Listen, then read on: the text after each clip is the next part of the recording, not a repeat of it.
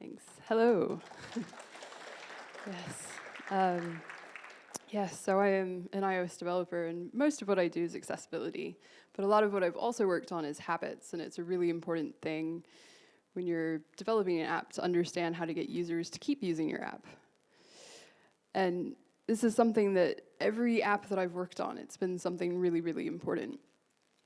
So I think it's worth talking about. And also, from an engineering point of view, it's not something that you always think about a lot. It's maybe more designers that think about it, but it's important to understand it so you know the consequences of doing these things, so you're not doing anything kind of horrible to users.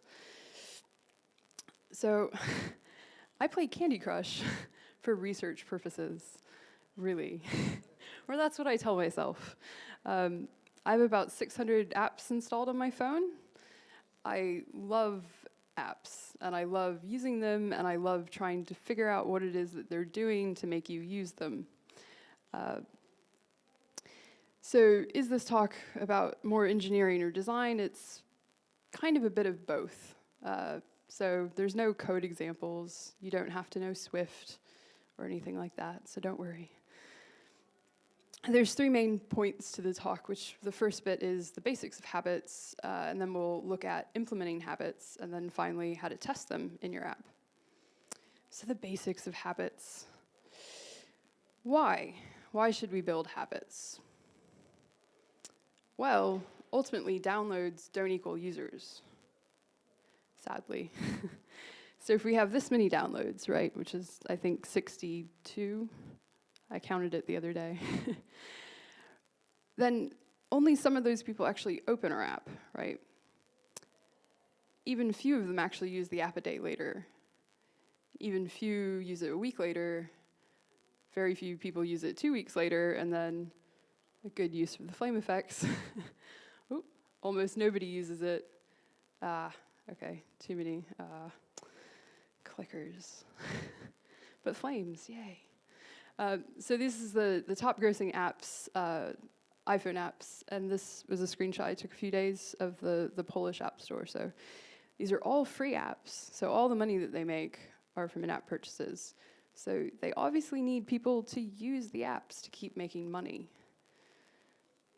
And just to put it into perspective, Clash Royale, which was the #1 top grossing, makes $2 million in a day. Who would like to make $2 million in a day? Yeah.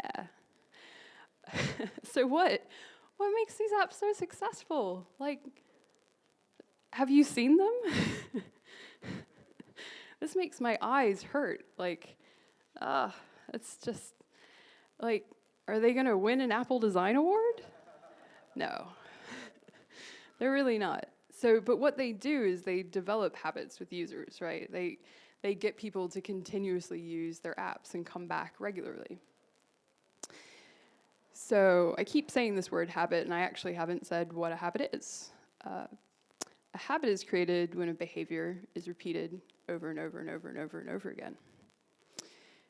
And there's three parts to, a behavior is made up of three parts. There's a trigger, motivation, and an action. And the behavior happens at this nice little intersection of all three. So if you don't have motivation, then it won't become a behavior. If you don't have an action, it won't become a behavior, so on. And again, it's that repetition of the behaviors with all three of those elements that form habits. And a way of breaking it down and applying it to apps, there's this thing called the habit hook, which comes from the book Hooked, which is a really great book. You should buy it if you haven't. And there's 4 steps. There's the trigger, the action, the reward, and the investment. So let's take a look at each of these steps. So the trigger, this is like how to get the person's attention. It's like, why has the user come into your app? And there's 2 types of triggers. There's the external trigger, right? So there's like a notification that pops up on your screen. There's like the annoying number badge on your app icon. It could be like an actual email that you get, reminding you to do something, an advert on TV, an ad on Twitter. Lots of different things are external triggers. And then internal triggers, these are basically like internalized, like somebody has done it enough so that they think themselves, oh yeah, I should check my email, or I should go on Twitter. So that repetition of habits with external triggers creates habits with internal triggers. And these are really powerful because you don't have to spend money trying to get the user into your app. The second step is the action. And this is simply like the thing that the person has to do. And it's directly related to how they're able to do the thing. So you first need to understand why the person's using the app, and then list all the steps that they have to take to do that action. And then you can simplify it by removing steps. And the greatest return on investment will generally come from actually just making your app simpler. Like spending time and effort making everything easier is the best way to get people to spend more money in your app, which seems contradictory to the game, the screenshots I showed you of the game a second ago.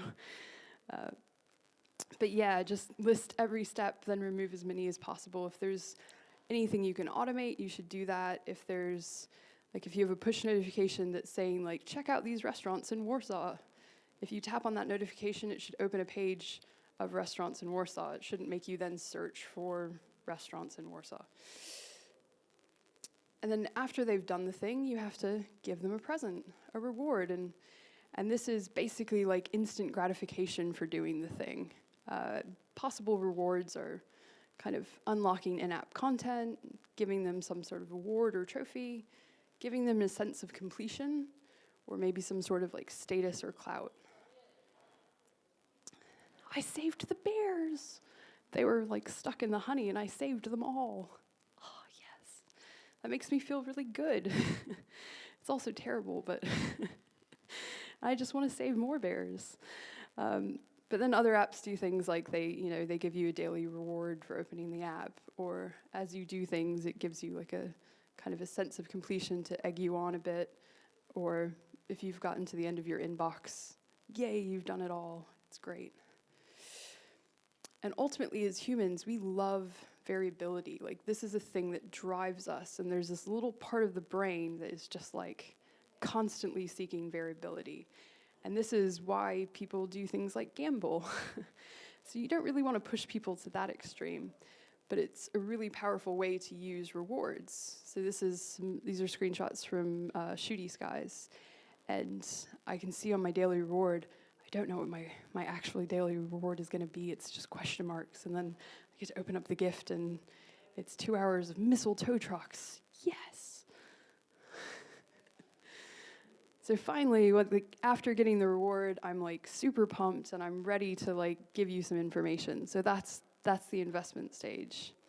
And this can come in lots of different ways. So like giving you money, so in-app purchases, data, actual time. So maybe like you need to fill out a survey, or like actual physical work.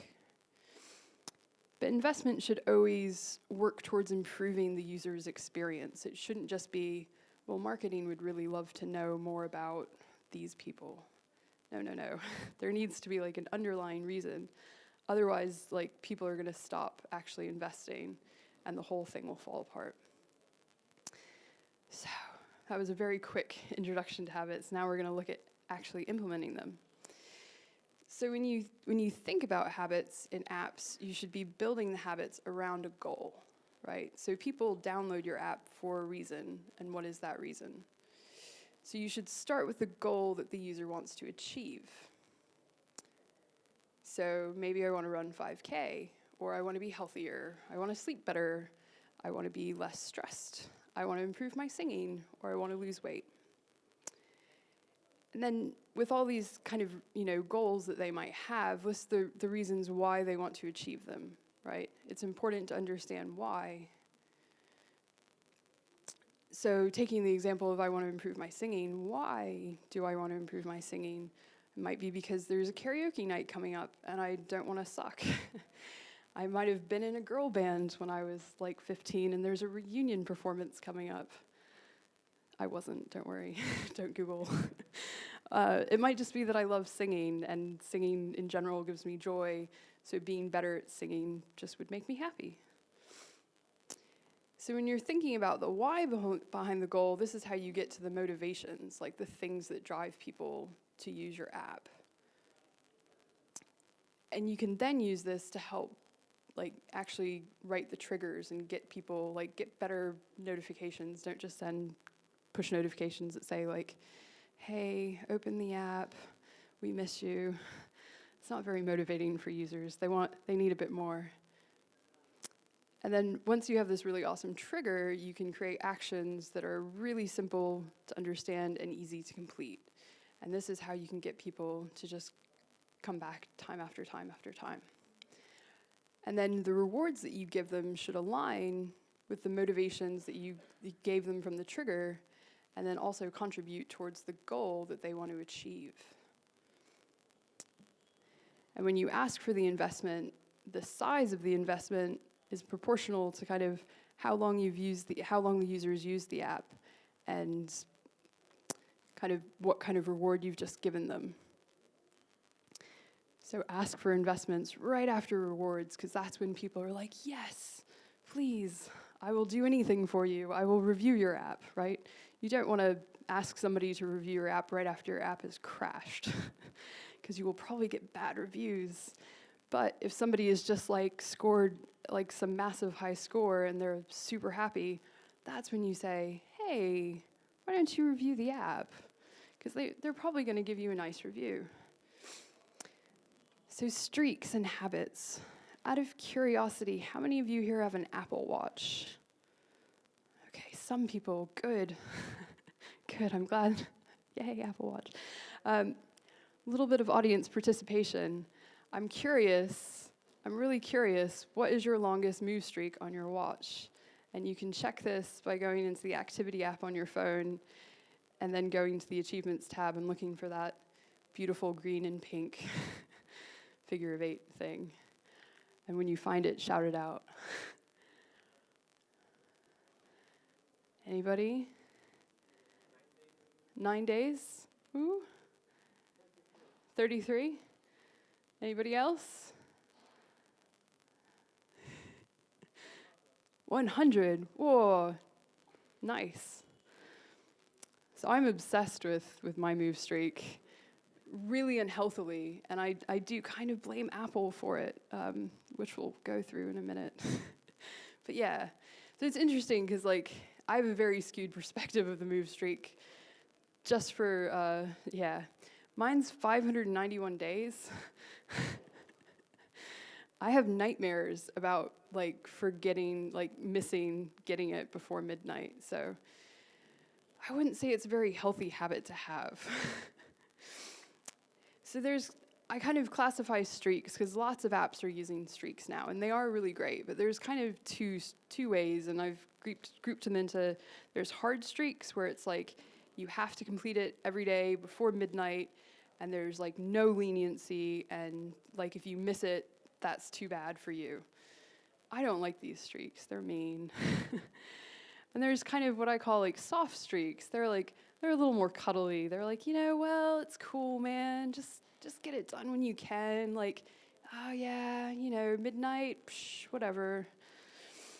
So there's all these dangers around hard streaks. This 591-day move streak that I have is terrifying. And I've had friends tell me just break it, just stop.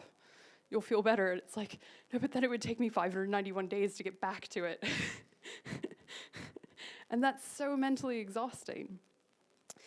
So if you miss a day, it means starting all the way over, and you might never get that user back. I've seen people on Twitter go like, I just lost a 200-day move streak. Like, that's it. Like, I'm not even going to wear my watch anymore. And it's like, oh, I don't know if I quite feel that strongly, but you can get these people who are very happy to be really, really not, and be really angry and just upset. And not everybody really responds to these kinds of streaks. Some people like things to be a little softer. So you can soften the hard streaks by also better defining what a day is. So again, in Shooty Skies, they have their daily reward. And you go in, and then once you've collected your daily reward, it says the next daily reward is in 22 hours. It's like, well, that's not really a daily reward because it's 22 hours, but So if you always do it on the 22 hours, you can kind of gain a few days in every month if you want. But it's great because it's not quite so like it resets at midnight, and if you miss it, like the world ends. It's also a game that just gives you coins, so it's not really that exciting. And Mitomo, does anybody play Mitomo anymore at all? No. I feel like I'm the only person who plays Mitomo. It came out like a year and a half ago, or a little over a year ago. You're like, you've got your little me character, and it's a social networking thing. It's, yeah. So they have this nice kind of concept where there's like each month, there's a daily bonus every day in a month. And so if you open the app on the first day of the month, they show you the calendar, and you get the bonus for that day. And if you forget to go in the next day, it's not a big deal. So if you go back in on like the 3rd of April, you still get the reward for the 2nd day in April, because it's not based on like dates, it's just like the number of days in a month, if that makes sense. It's a little confusing. But so basically, there's only 25 bonus things that you can get in an entire month. So you can miss a few days, and if you don't miss a few days, so if you get all the days, they still keep giving you bonuses. There's just no calendar for it, which is kind of strange. But it's a softer way of kind of doing that streak thing. It still really enforces that, like, open the app every day. But if you miss a day because maybe you were on a plane all day, or you're sick, or your phone broke, that happens, then you know it's not the end of the world. And Swarm also does streaks, which, because you might not always do things on a daily thing, like Swarm is great because it kind of helps me more in weeks. Because if I had to check into a hotel every day, I probably wouldn't get a very good streak. But weeks, yeah, maybe. So somehow I had a 6-week streak of hotels.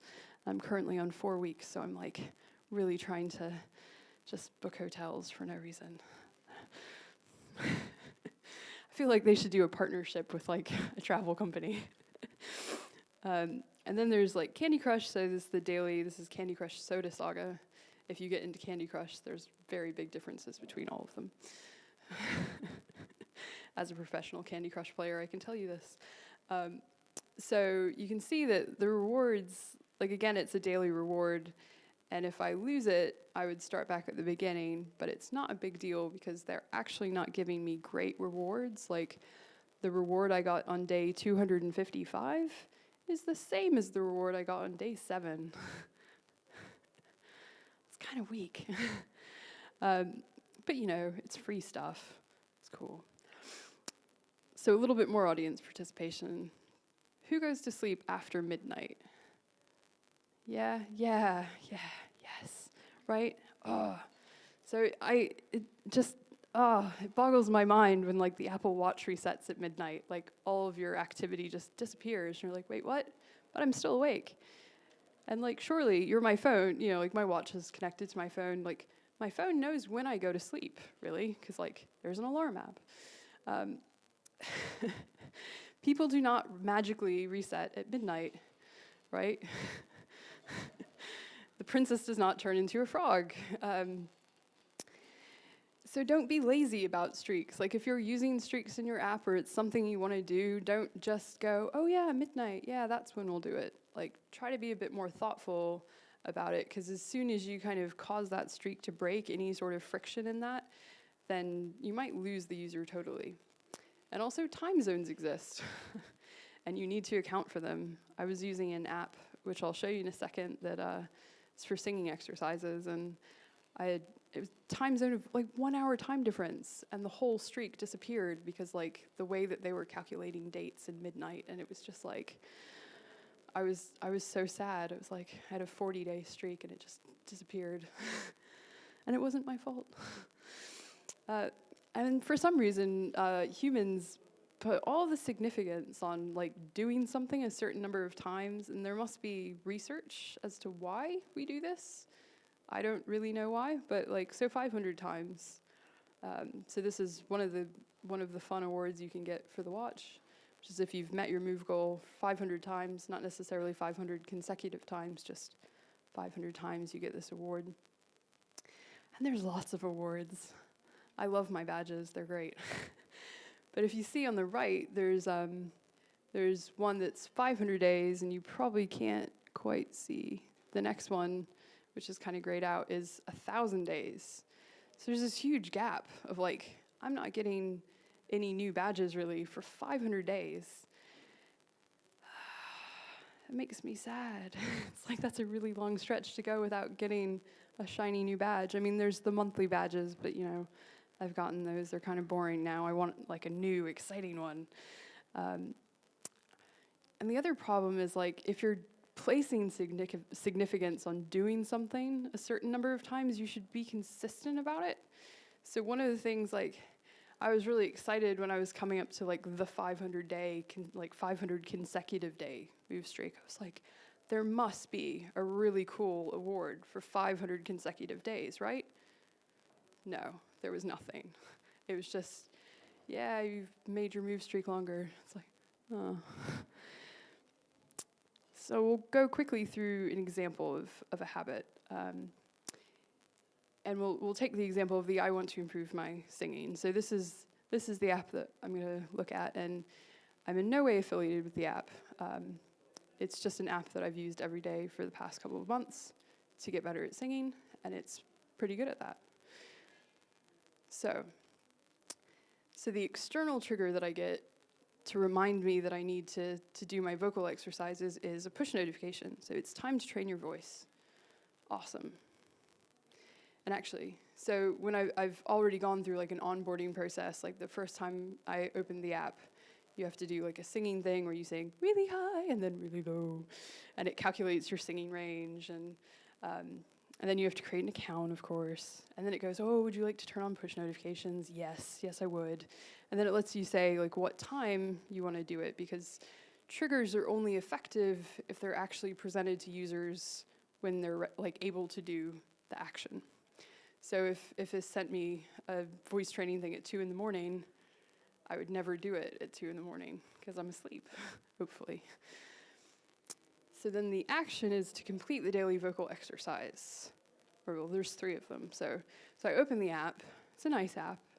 And I tap on foundation. It shows me, okay, there's foundation. You've spent 3 hours and 4 minutes practicing foundation, exploring high notes. And I tap the play button, and I can listen to a sample of the exercise I'm about to sing. And when I tap continue, I get, I don't know if it's kind of hard to tell, but it draws the notes that you need to sing, and the little orange squiggly line is what I've actually sang. So you get real-time feedback of like where you're singing and how you're doing. So it's very cool.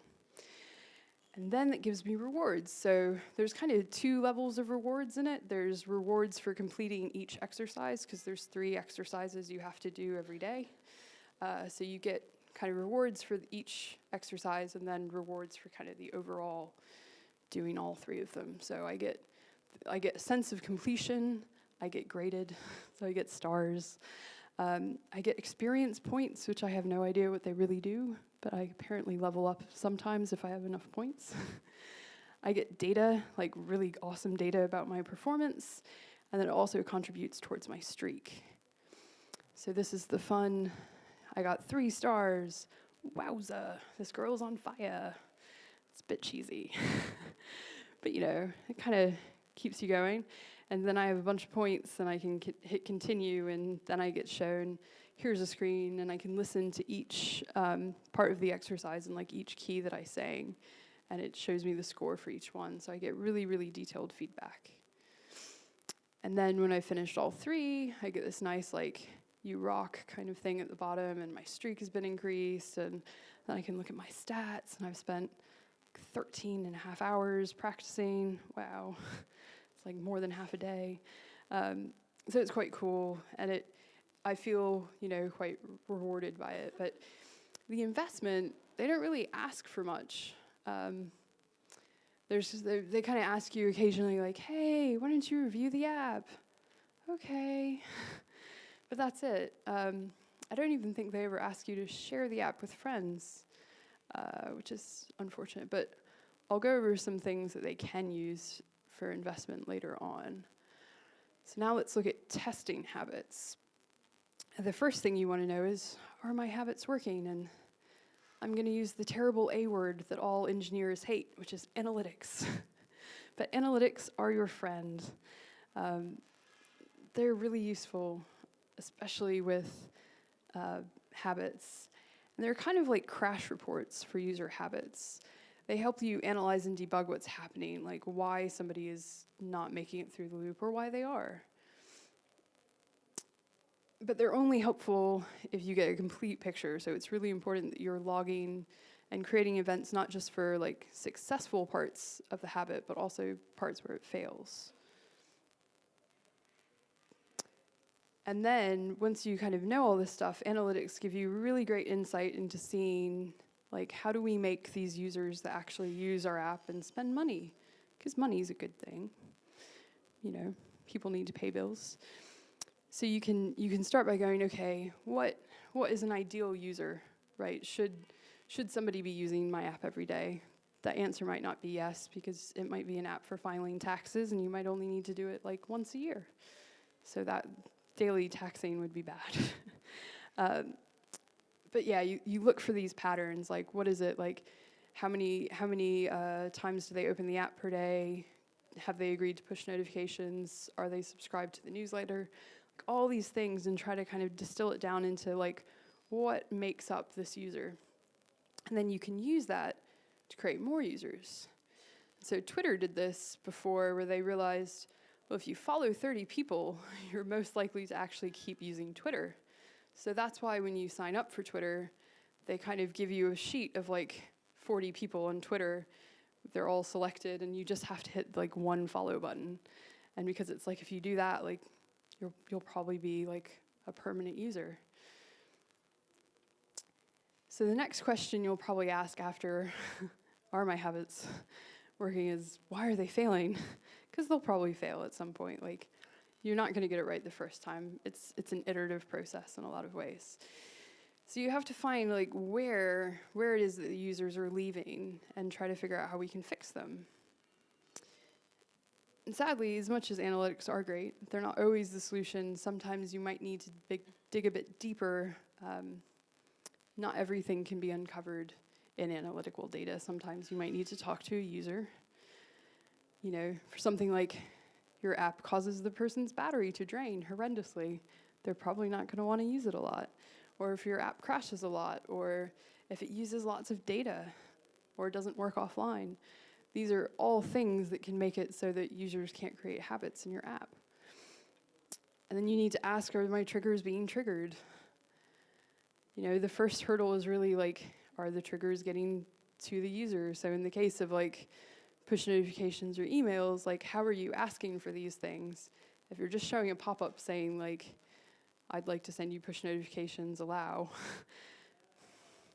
there's not really much incentive for the user to like understand why, and they don't want to get spammed. So as long as you say like, this is what I'm going to do, this is probably what you'll get, this is how often you'll get them, you're way more likely to get people to agree to push notifications or email. And then make it really easy to turn them on and off. Some people go on holiday and don't want to be bothered while they're on holiday. So, because what you don't want them to do, especially with push notifications, is to go into notifications and setting and just turn it off completely. It would be better just to let them kind of have control over it in the app. And is it easy for actions to be completed? Like, can people actually finish things? And there's about 6 roots of failure in actions, which is time, money, physical effort, social deviance, and non-routine.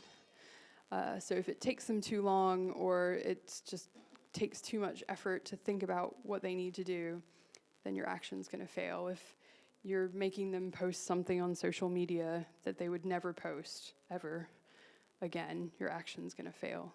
So these are the important things to look at.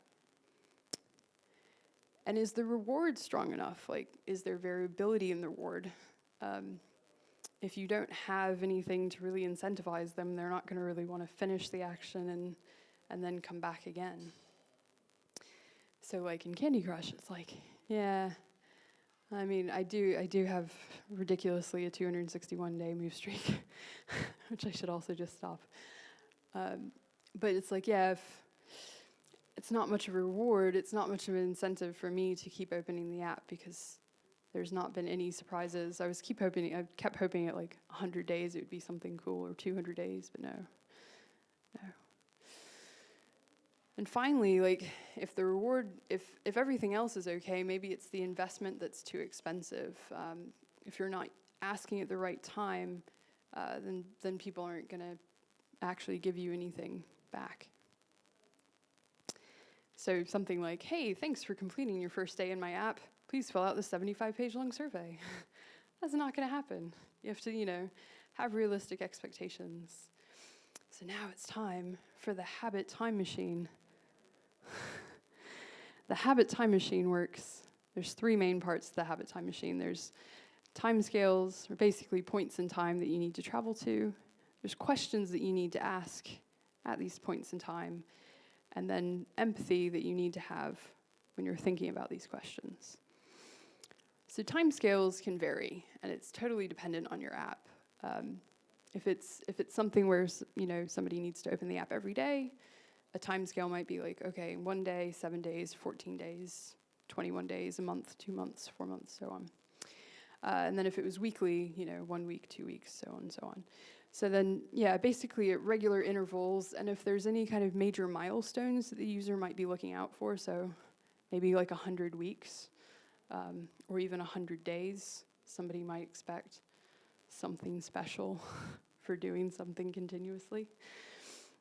And then the questions that you need to ask on each kind of point in time that you travel to, are my triggers motivational? Are they making people want to actually perform actions? Is the action too difficult? Like, can they actually do it? And then is the reward strong enough? Are they actually excited about doing it and feeling like the effort they put in was worth it? And has the investment improved their experience? And then the empathy, like things you need to think about when you're asking those questions are like, what state will my app be in that point of time? And what will happen if I've missed a day? What kind of pressure will I feel? And am I closer to achieving my goal, or even have I achieved my goal? Because that's a whole other issue where like I'd done the couch to 5K thing last year, and I ran a 5K, which was very fun. Don't recommend it. But then the app, like after I ran the 5K, it was just like, oh yeah, just free run today. And it was like, well, why would I want to do that? Like, what's my next goal? And it was that kind of like achieving that goal and not really having anything else to kind of go after made me kind of never use that app again. So it's important to think about like the goal in the context of what's happening. So we'll take a look at the vocal training app. So if we look at our trigger, where's our motivation? Is this the same message that I see every day? Sadly, it is. So on the first day, it's like, okay, cool, yeah, need to train. 7 days in, well, this is not very motivating. It's the same message every day. 2 months in, and I'm just going to turn notifications off because this is just silly. So you could include more information into it. Like you could say, if you complete today's training, like you can increase your streak to 8 days. Woo, but streaks aren't always great.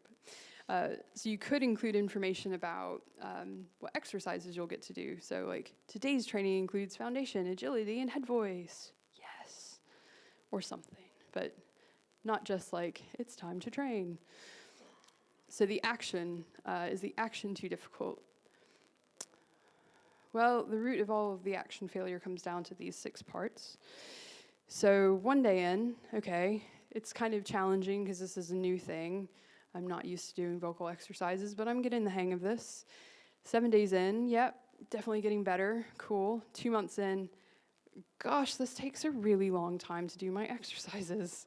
4 months in, this is taking way too long, and it's the same exercises. This is really repetitive. So the problem with this is like, the more that I practice, the better I get, which actually isn't a problem, but it means that I increase my singing range. So instead of just being able to sing in like 2 octaves, I can now sing in 3 octaves, or I don't actually know how many octaves I can sing in. But but it means that it takes longer to do the exercises because the exercises cover a wider range. So now I don't really want to like actually expand my singing range because it used to only take me a few minutes to do the exercises, and now it takes me 10 minutes, and it's like, it's a long time sometimes. So it's the time that's the problem in this instance. So then the reward, is the reward strong enough? So one day in, yes, the reward is awesome, I feel really great, I'm getting points, this is awesome. 7 days in, I've leveled up, feeling great. 2 months in, don't remember the last time I've leveled up because it takes so many points to level up. It's, you know, feeling a bit sad. And then 4 months in, you know, well, I really just wish it gave me more understanding of how I'm progressing. Because it doesn't really connect like how you did last week or how you did a month before. There's no kind of analysis of any of that. So levels are this kind of meaningless thing where they're just trying to gamify it a bit. And it takes a really long time to level up. I also want more than just basic stats, and I don't have any way to measure my overall success. So these are things that kind of long-term are messing with the app. And then investment. So has the investment improved the experience? Well, okay. So one day in, it's like, they're not really asking me for anything, that's cool. Then I think a week in, I get asked to rate the app, and that's cool. Rated it, but then kind of nothing for the rest of the time. And so it would be great if it said like, hey, fill out this survey, or if there was some sort of like something I could do to get a bit more out of it. And I have sent them emails, but I know developers are busy. So like I've reviewed the app, I've sent some feedback to them, but maybe it should, you know, prompt me to check my singing range like every week. Like, has my singing range changed? I also, I signed up for their emailing list. I don't really get any emails, you know, how's things going? Are there new games coming? What's going on? And then I briefly want to talk about habits versus addiction. There is a line between habits and addiction, but it's kind of a fuzzy line. It's not really like a hard set. You know, you could look at the people who are spending money in Candy Crush and Clash Royale and all of that stuff and say, those are people who are addicted to that app. I mean, there was a stat about Candy Crush where it was something like only 2% of their users actually spend money in the app, and it's something like on average people spend $1,400 a month on Candy Crush. Which sounds terrible, right? Most of us are like, you spent $1,400 on what? But you know, like some of us go drinking, some of us go out for meals, some of us go to the cinema, some of us smoke cigarettes. Is it different? It's not really. It's another form of kind of that gratification. But yeah, you do have to be really careful that you're not just trying to get people to spend money for bad reasons. So you should try to manipulate people for good reasons, like not just spending money, but like help them achieve their goals. It's okay for them to give you money as long as they're achieving their goals.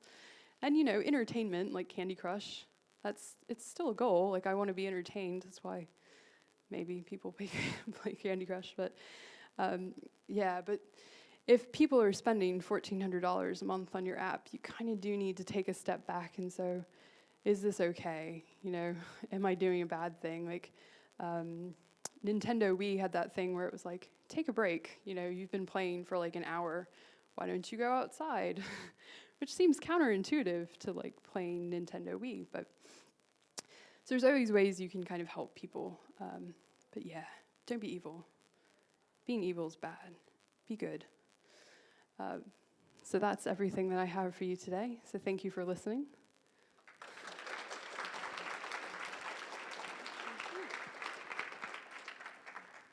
Do you have any questions to Sally, or you want to share your habit, good or bad or funny?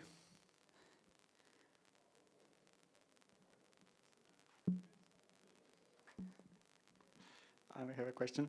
You showed a lot of apps that are using some gamification like points and stars to increase the habit. So how is it? How effective is it actually if the points doesn't really mean anything other than the number that is increased? Yeah. If they don't mean anything, they kind of only work for a little while. They ultimately need to mean something. Like you need to get something in exchange for it, even if it's just something like there's a community and people go like, oh, well, you're an advanced user, you're a pro or something.